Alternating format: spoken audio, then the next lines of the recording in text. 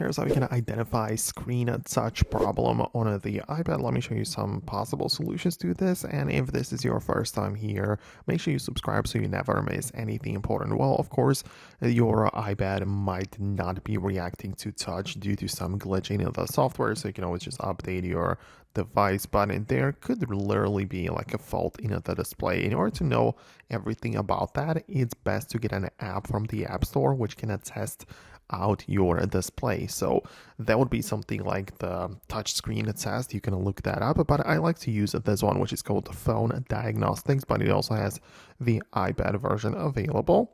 It's probably not the best updated one for the latest iPads, but it gets the job done. And the point is that you have the ability to test out the digitizer as well as multi-touch.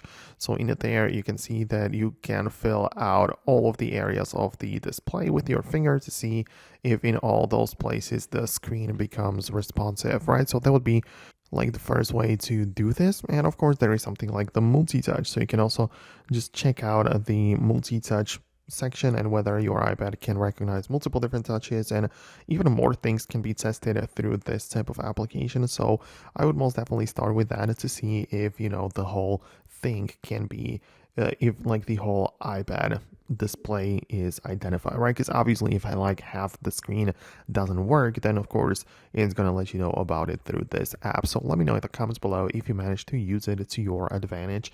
Thanks a lot for watching, and I'm gonna talk to you later in the upcoming tutorials and videos like this one.